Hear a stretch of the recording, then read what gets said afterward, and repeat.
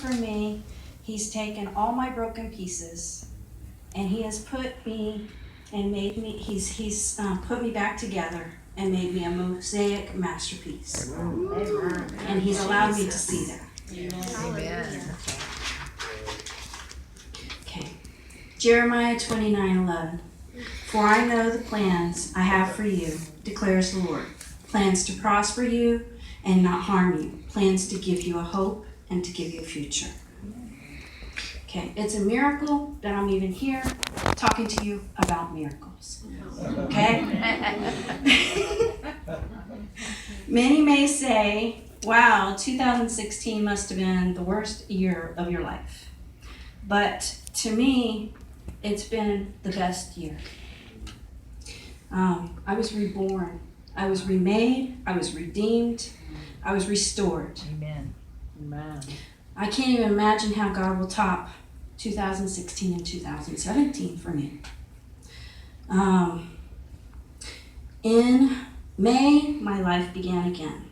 I was completely delivered from self-hate, thoughts of suicide, shame from past abuses, insomnia, chronic pain, and the spirit of addiction. Wow. Woo.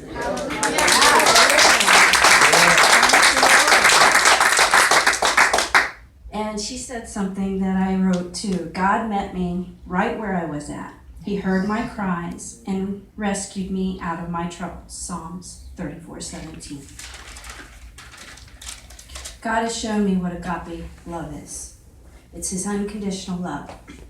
He has unconditional love no matter what your state, how bad you are, how bad you think you are. He loves you regardless. He wants us to love others the same way.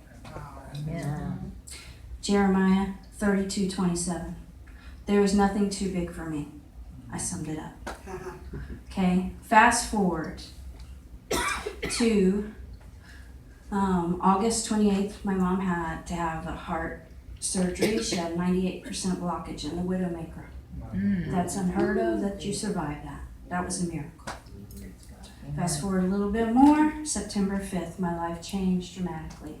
My mom had a head-on collision 2 days prior.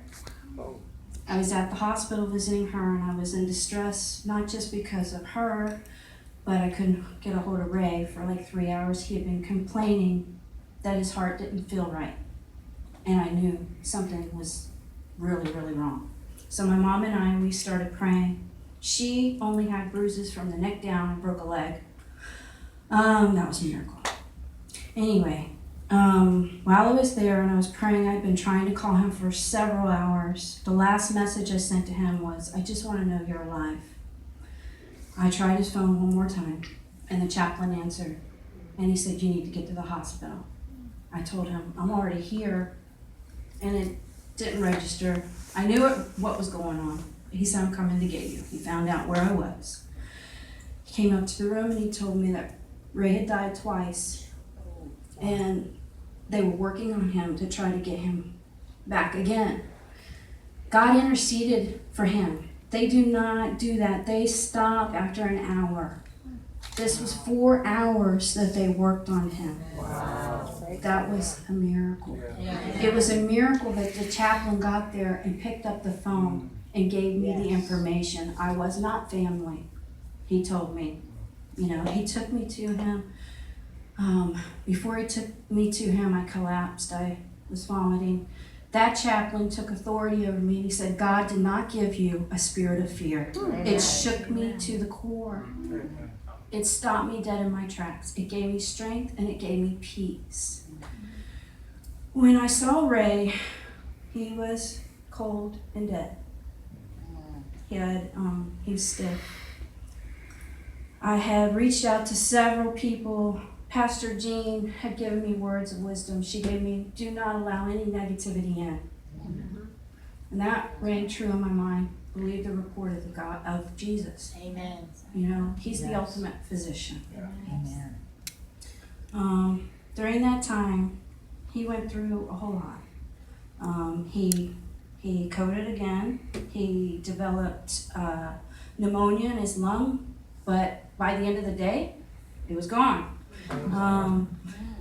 When I had reached out to Pastor Jean and Connie. They came to the hospital and they spoke life for him and life abundantly, and they declared it.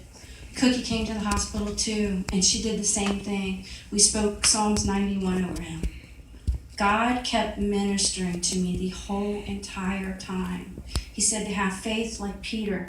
Don't even doubt for a second.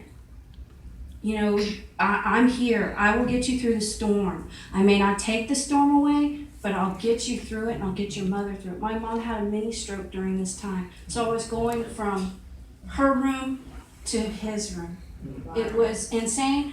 I don't even know how I even walked. It was only by the grace of God, because he really did give me strength, unbelievable peace, and unbelievable grace. He told me that Ray was going to glorify him. I asked, before they took Ray into surgery, I asked the surgeons, they were all different nationalities, if I could pray with them, and they said, of course. You could have heard a pin drop.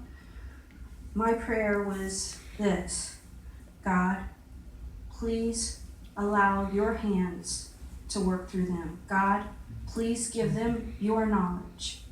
God, I surrender Ray to you. Whatever your will be done. I said, but I'm asking you a fervent prayer, Lord.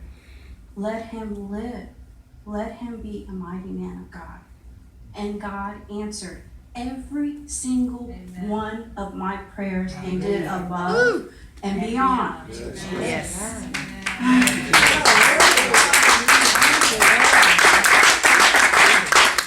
Now, on October 6th, after I got through all that, he brought him back, and he's doing wonderful. Brought my mom through everything too.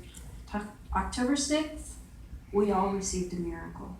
Hurricane Matthew came through. God delivered us all from that. Amen. I don't know how he's going to top anything. Look what he did with the presidential thing. Yes. You know? Yes. So God's a good God. Yes. He wants us to have faith of a mustard seed. Believe in the unseen. Even though you see death and chaos, he kept speaking that. Believe in the unseen as if it is seen. Speak it as if it is seen. Amen. Praise me. Even though you're going through your trial, praise me. And I did. I worshiped.